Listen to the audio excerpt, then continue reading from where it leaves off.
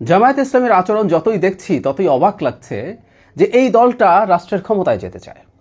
মানে সম্প্রতি তারা একটা ইস্যুতে এমন কথা বলেছেন যেটা স্কুলের বাচ্চারা বলে। মানে আমি জানি না, আজকালকার স্কুলের বাচ্চারা সম্ভবত আরও স্মার্ট, আমাদের সময় আমরা বলতাম, এখনকার বাচ্চারা হয়তো এসব বলেও না। এমন একটা আবদার বা দাবি তারা করেছেন, সেটা হচ্ছে জনাব তারেক রহমানের মতো একই রকম নিরাপত্তা এবং প্রোটোকল চাওয়া।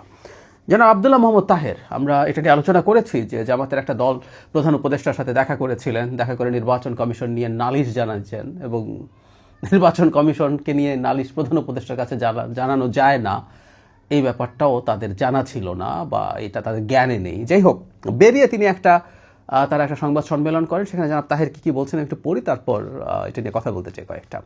গত দুই তিন সপ্তাহ ধরে আমরা লক্ষ্য করছি কোনো একটি নির্দিষ্ট দলের প্রধানকে নিয়ে সরকার ও প্রশাসনের মধ্যে এক ধরনের বাড়াবাড়ি চলছে।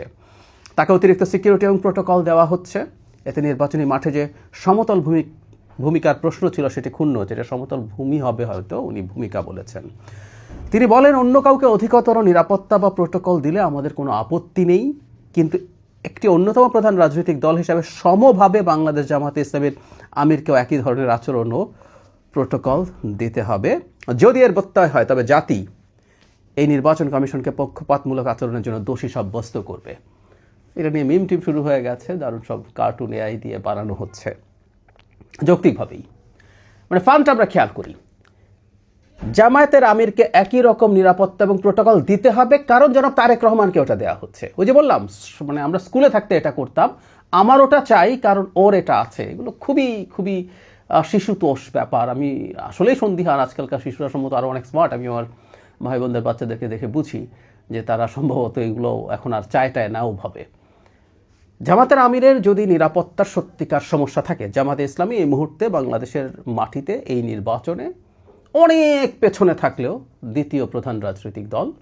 সুতরাং তার আমির যদি সত্যিকার অর্থে জনাব তারেক রহমানের মতো নিরাপত্তা ঝুঁকিতে থাকেন, তাহলে তাকে একই রকম নিরাপত্তা এবং প্রোটোকল দেওয়ার পক্ষে আমি। এটা নিয়ে আমার কোনো দ্বিমত নেই। কিন্তু যুক্তি হচ্ছে তারেক রহমানকে কেন দিচ্ছে তাই আমাকে দিতে হবে। এই দলটা নাকি দেশ চালাবে। আর আমি আরেকটা কথাও আগে বলেছিলাম, এটা আমার কাছে গুরুত্বপূর্ণ, আবার একটু উল্লেখ করে রাখি। এরা ভুলে যান এই নিরাপত্তা প্রোটোকল আদতে তারেক রহমানের মারাত্মক ক্ষতি করেছে। বিএনপির মাথায়, বিএনপির ঘটে এটুকু বুদ্ধি আছে, প্রয়োজন না থাকলে তারা এটা নিত না। জনাব তারেক রহমানের মোবিলিটি সিরিয়াসলি রেস্ট্রিক্টেড হয়ে গেছে। 22 তারিখ থেকে যে ক্যাম্পেইন শুরু হবে, জামাত দীর্ঘদিন থেকে কাজ করছে, জামাতের আমির সারা দেশ ঘুরে বেড়াতে পেরেছেন এই 5 আগস্টের পরবর্তী সময়ে, কিন্তু জনাব তারেক রহমান তো পারেননি। সো এই 18-19 দিনের যে সময় আছে, সে সময় তিনি কতটুকু ঘোরাফেরা করতে পারবেন তার নিরাপত্তা প্রোটোকলের কারণে ক্ষতিকর হয়ে গেছে। আমার কাছে মাঝে মাঝে মনে হয় বিএনপির উচিত এটা বলা, জামাতের আমিরকে তারেক রহমানের চাইতে বেশি নিরাপত্তা এবং প্রোটোকল দেওয়া হোক। ওনারা বুঝতে পারেন না এই নিরাপত্তা এবং প্রোটোকল আদতে এই নির্বাচনের সিজনে ক্ষতি করে, কিন্তু না, তাদের শিশুতোষ অ্যাটিটিউড রয়েই গেছে। ইভেন প্রধান উপদেষ্টার কাছে গেছেন, এটার মধ্যেও এক ধরনের শিশুতোষী অ্যাটিটিউড আছে বলে আমি মনে করি। 2-3 দিন আগে জনাব তারেক রহমান তার পরিবার সহ প্রধান উপদেষ্টার সাথে দেখা করেছেন, তারপর তাদেরও দেখা করতে হবে, তারাও জনগণকে দেখাতে চান হ্যাঁ আমাদেরও প্রধান উপদেষ্টার সাথে যে কোনো সময় দেখা করতে পারে। এরপর আবার এনসিপিও গিয়েছিল দেখা করতে। সো ওই কথাই, একটা দল এই ধরনের শিশুতোষ আচরণ করে, মানসিকতা দেখিয়ে, অবিবেচকের মতো কথা বলে জনগণের সামনে ক্রমাগত হাসির পাত্র হয়ে উঠছে।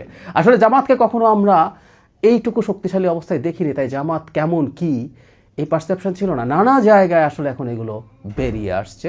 তারা যে মোটেও এগুলো এই ধরনের একটা বড় দল হওয়ার জন্য যেসব দায়িত্বশীলতা, যে দায়িত্বশীল আচরণ, বক্তব্য একটা বড় দল ডিজার্ভ করে, দল থেকে জনগণ এক্সপেক্ট করে, তার কাছাকাছিও তারা নেই।